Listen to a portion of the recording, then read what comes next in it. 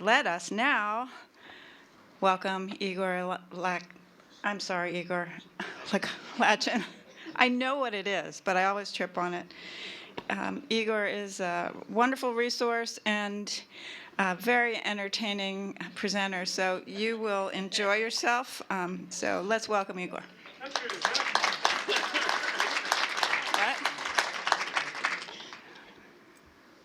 Okay, 1 second here. Okay. Do you want to use the PowerPoint? That's right, right?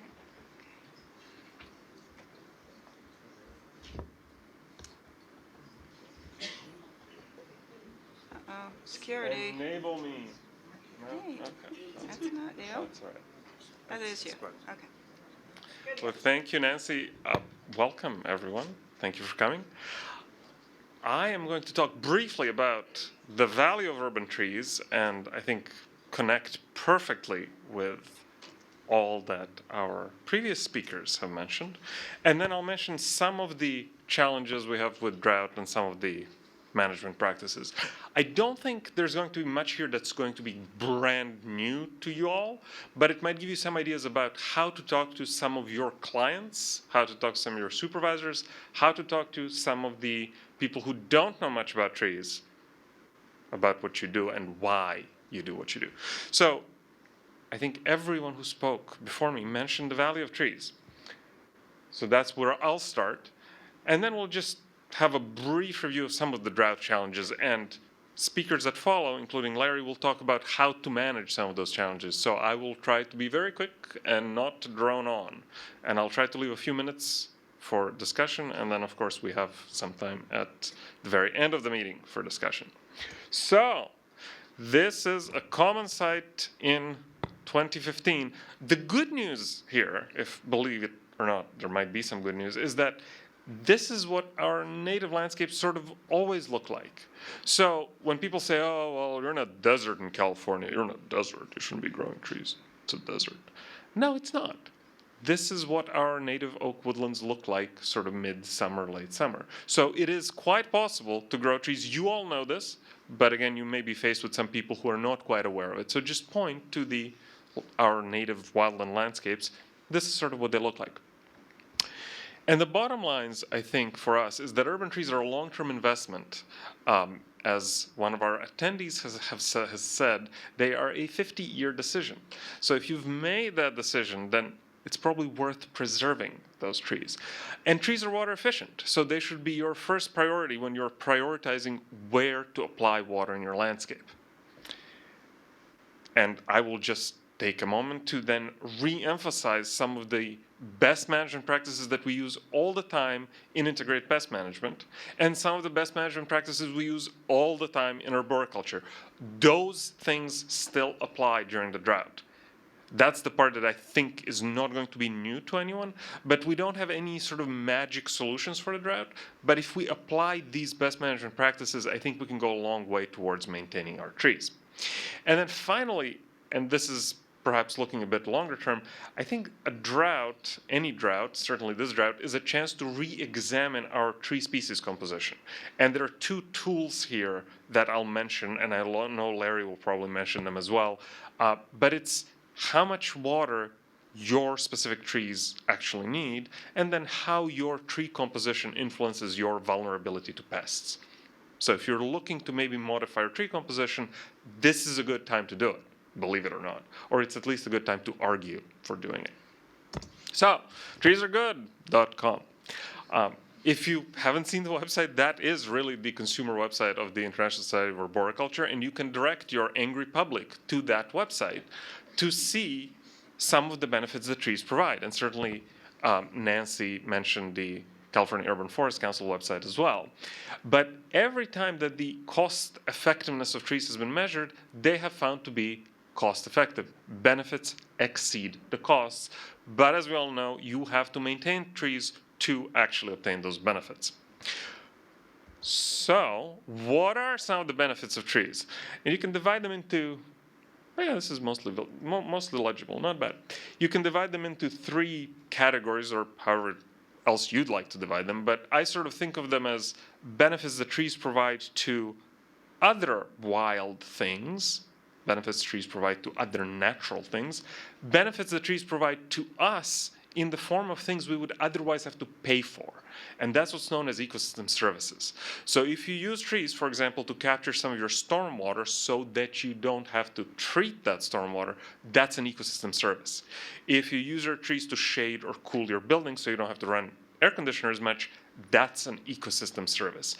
And these things have been fairly well quantified. There are scientists at the Forest Service, at USGS, even at NASA, who work on figuring out the dollar value of these services. And one of the foremost of them, or a couple of people who've done the most to summarize the complicated research, are Greg McPherson at Davis and Dave Nowak at Syracuse.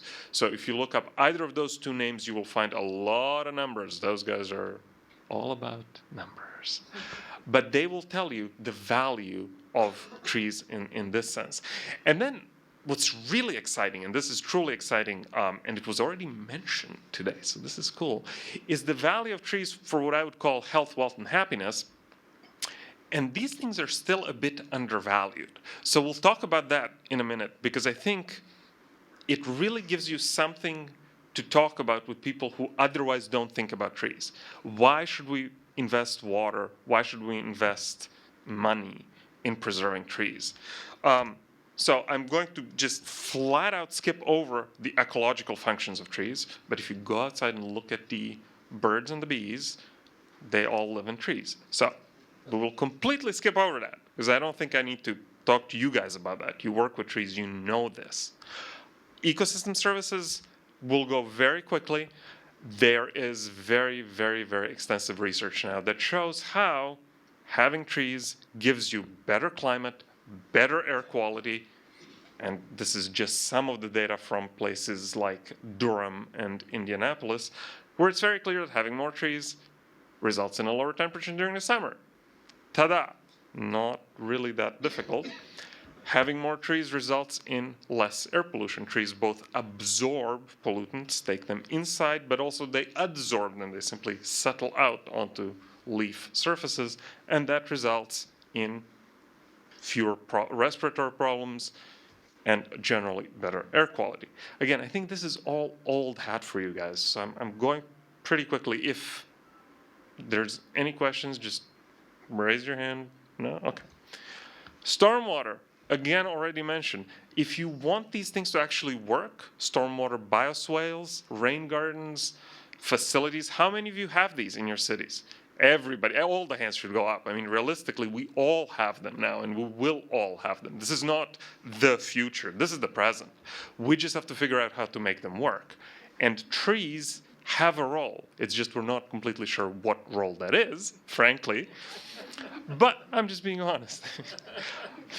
It's not coincidentally I have a study to figure out how to make them work in these facilities. But the bottom line is if you want to make them work, you have to make them live. So it's worth keeping them alive. And in fact, if you want to do the math, you too can do the math. Or you can direct your curious public or supervisor to the tree benefits calculator at treebenefits.com.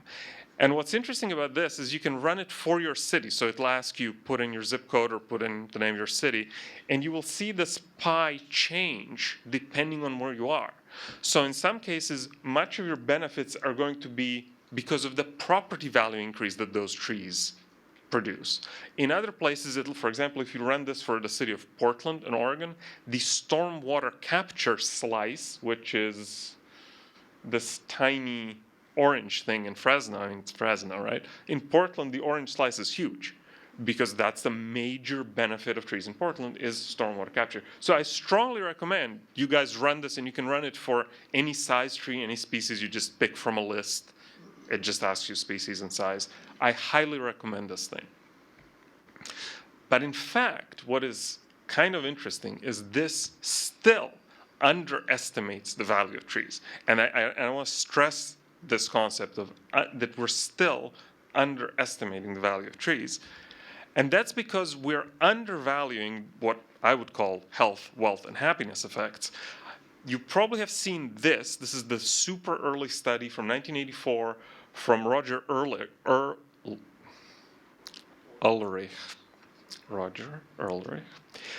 who looked at what happened to patients who were recovering from surgery in hospital rooms that either faced out onto trees or faced out onto a concrete wall. Turned out those guys who had a view of trees required a lot less painkiller. Believe it or not, your average health insurer, and we all love our health insurance, right? They actually picked up on this. So this has since then influenced hospital design. It has influenced very little beyond hospital design, but it has actually influenced hospital design. But we have more recent studies from one of my favorite people who was already mentioned, Jeff Donovan from Forest Service in Portland. And Jeff looked at two things. Now, Jeff is an economist, so he's very, very, very good with statistics. And he looked at two things. Well, he's looked at a number of things, but I'll show you two that have to do with health and wealth. And one study was already mentioned, and this was the issue of, does having trees around your residence influence the birth outcome for a pregnant woman?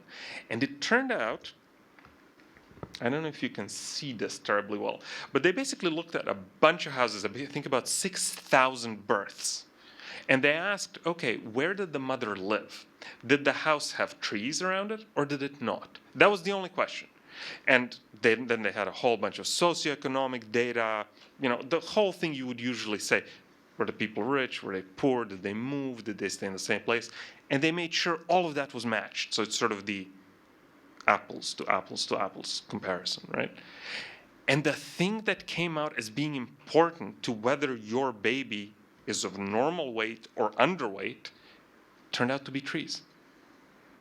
And it's one of those things where you say, well, how big is the result? And the result is something like you have a difference of about 1 or 2 babies per 3,000 births, something like that, will be not underweight if you have trees. And you're like, dude, 2 per 3,000? I mean, But it turns out that if you're a cynical economist, and we can all be cynical for a moment, it costs tens of thousands of dollars to treat one underweight baby.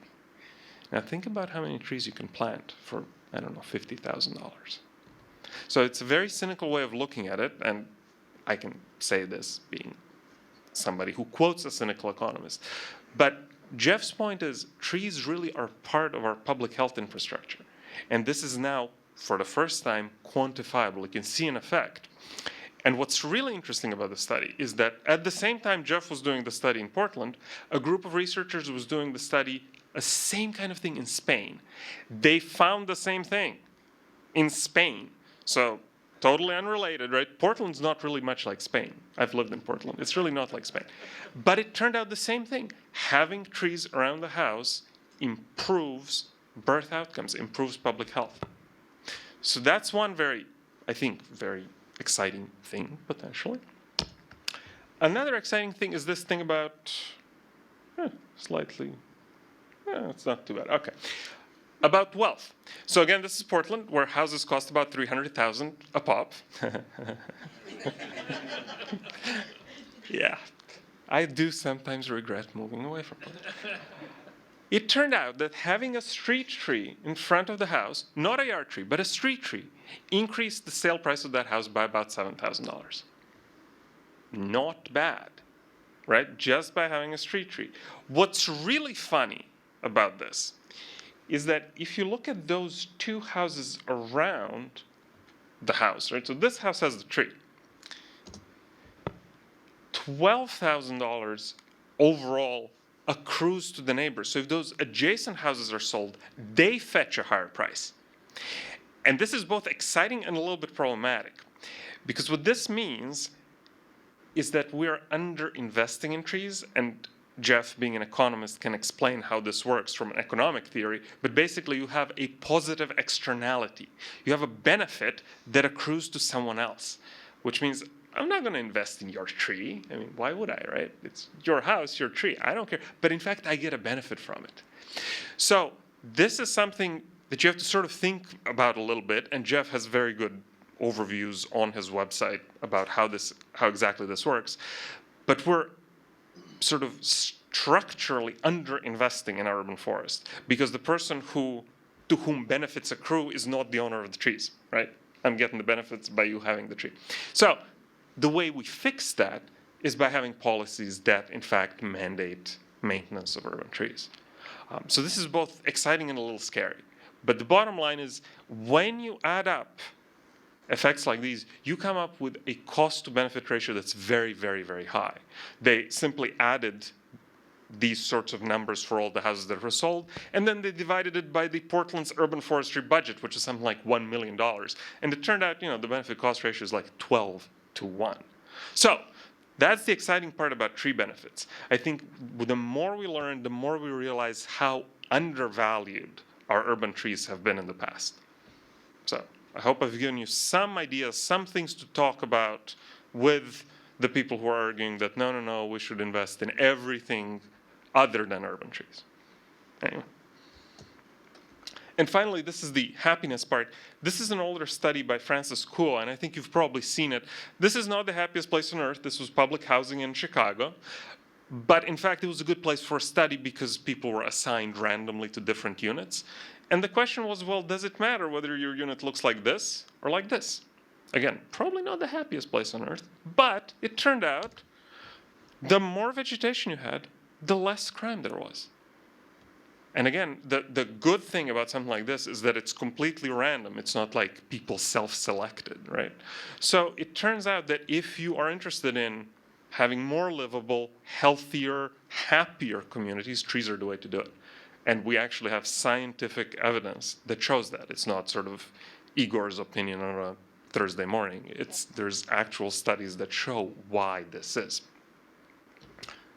So now we'll change gears and we'll talk about some of the things we've seen during this drought and what we might do to ensure we keep our trees during the drought.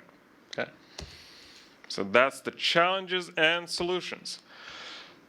So we talk a lot about pests, and I will just mention the way to think about pests is through this thing called the plant pathology pyramid, which used to be the plant pathology triangle, but it's the 21st century. Everything is in 3D. So in order to have a pest problem, you need a host, the tree itself.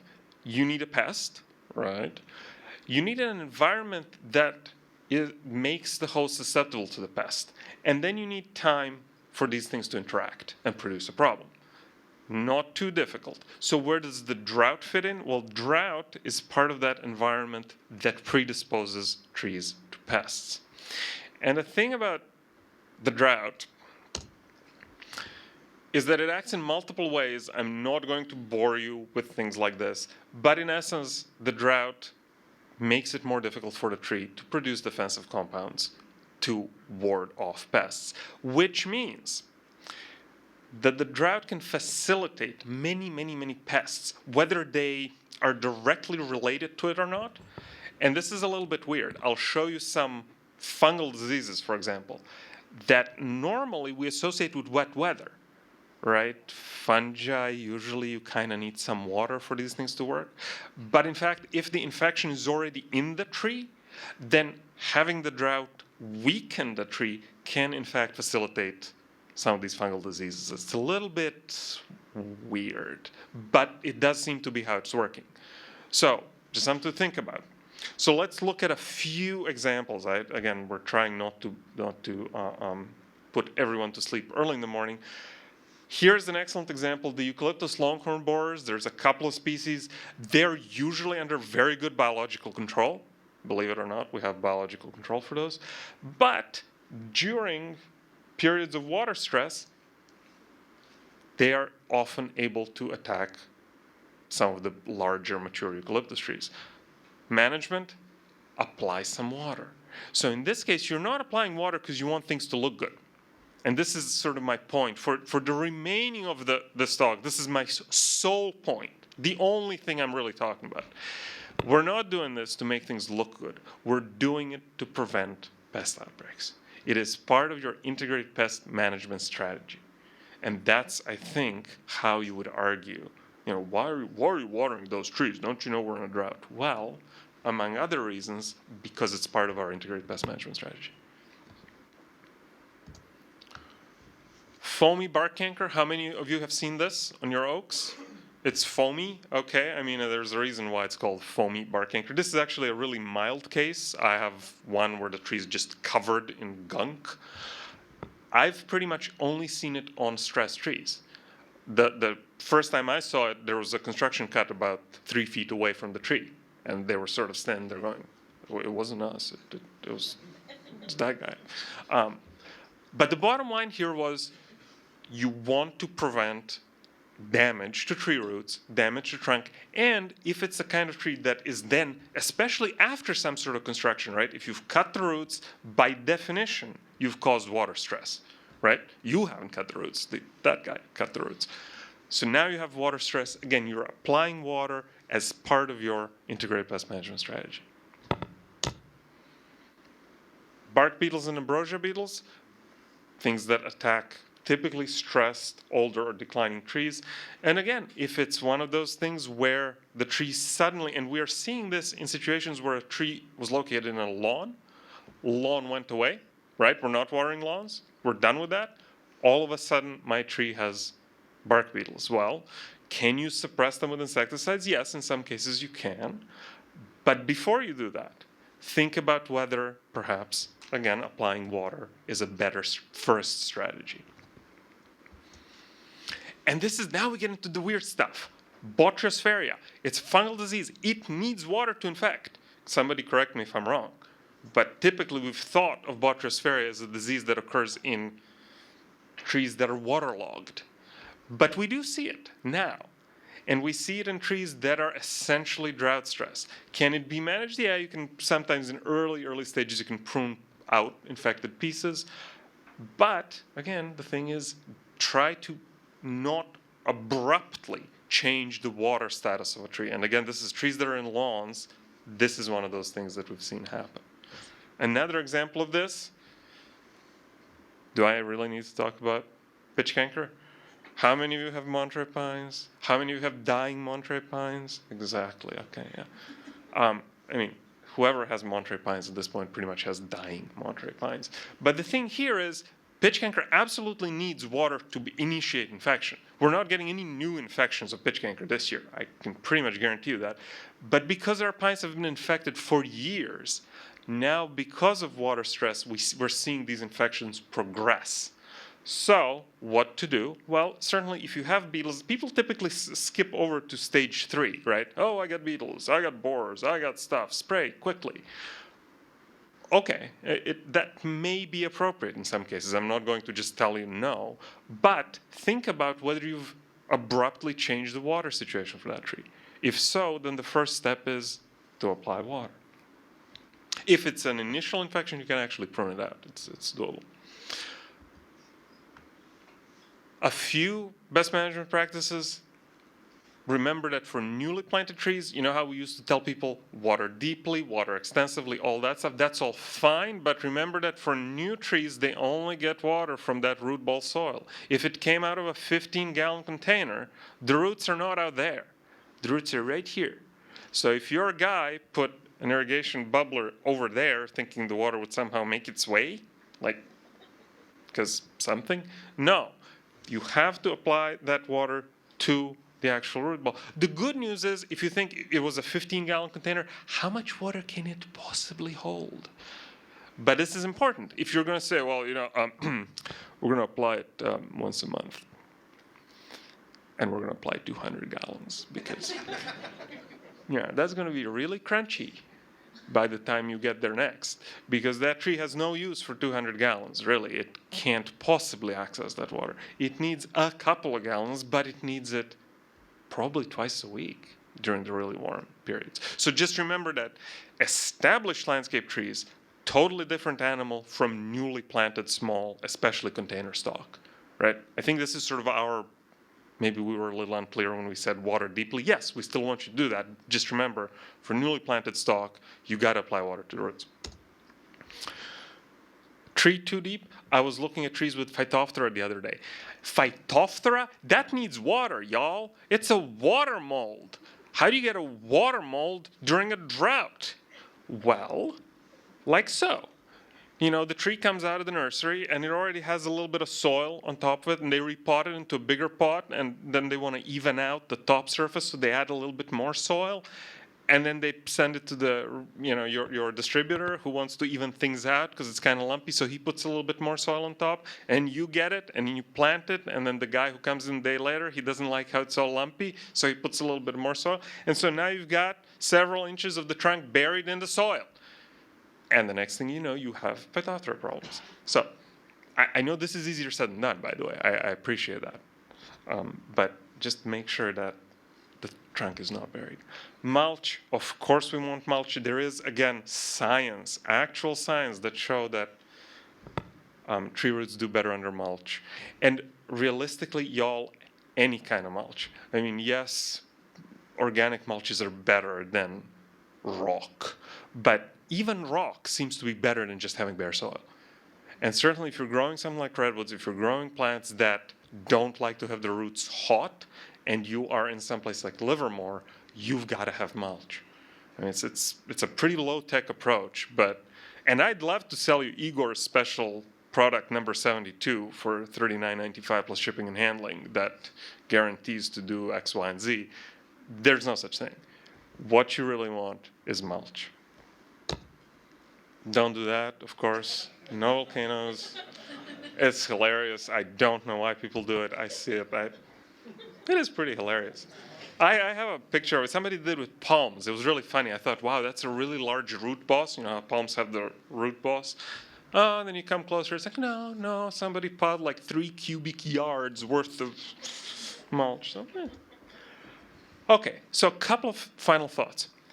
If you have a chance to reconsider your species composition of your trees, this may be a good time to do it. I know it's drought, it's not a good time to do anything, but, lemons, lemonade kind of things. So there are 2 things I want to mention here.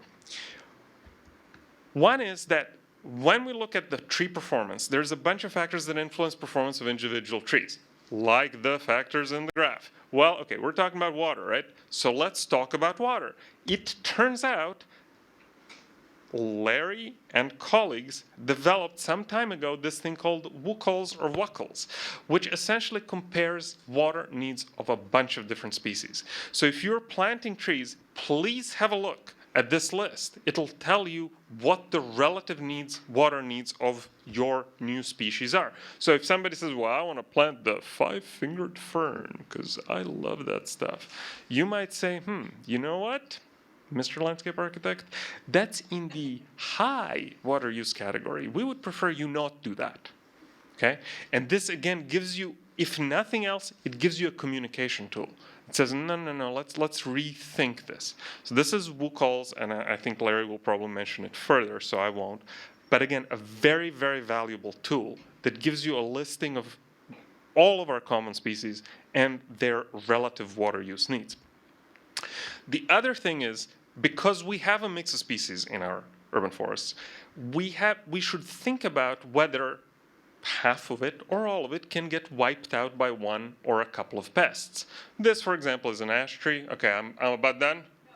5 minutes, okay. This happens to be an ash tree, and everything around it happens to be ash trees. And they were doing really well until, of course, the emerald ash borer showed up. By the way, he is currently in Boulder, Colorado, and maybe he'll stay there because of the whole, legal marijuana thing, but I suspect he will at some point move our way as well. So we should think about how our tree species will do with some variety of pests. And we actually have a tool for that. You can start with this wonderful book, Pests of Landscapes, Trees, or Shrubs. There's a large set of tables in the back. And we have summarized those tables into this thingy that's called the Pest Vulnerability Matrix. Yes, the matrix, where you simply input your tree species and the Excel spreadsheet generates the list of pests that are currently here, or in blue, pests that may yet get here. Depending on whether you're a pessimist or an optimist, you can include or exclude those pests. But in any case, it'll give you some indication of how susceptible your tree species assemblages to major insects and diseases. And then you can add additional species. In this case, you can add an ash, you can add a Zelkoa. And look at that, ash not looking so good, right? A bunch of red squares indicating severe pests, indicating some future problems. You can change things out. How about we put in a linden? Yeah, you got some aphid problems, but nothing in red. If you need more information about this, contact me. We're happy to send you. It's an Excel spreadsheet. We send you the spreadsheet. We can even run it for you if you want. But again, it's partially for you guys, but it's also partially if you have to communicate with people who don't know anything about trees and who want to put in a bunch of ash because they really like ash. So things like that. So those are the two things I would say. Consider the water use of the trees you're planting. Consider how they will play, so to speak, with the other trees you already have with respect to insect and disease problems, right? And drought is as good of a time to think about this as any. And again, to quote Ralph, you are making a 50-plus year decision. And we should think about that a little bit. We should, on the one hand, not let trees go by the wayside just because there's a drought. We should not be the lowest priority. In fact, trees should be the highest priority for the available water. And I'll leave it at that. And I'll just point out a few UC resources: Integrated Pest Management website, WUCL's I've already mentioned, the California Center for Urban Horticulture at Davis. They have some very nice irrigation calculators, if you'd like. It's right on the website. One of them is this thingy, the Trick tree ring irrigation contraption, calculates run times, calculates volumes, does it all for you. Our friends from Southern California, and because we're looking more and more like Southern California, sorry. But I just thought I'd point out they have a bunch of advice and irrigation calculators as well. So they're a good place to look at. So thank you all, and I'll take questions at the end of the whole thing. Thank you.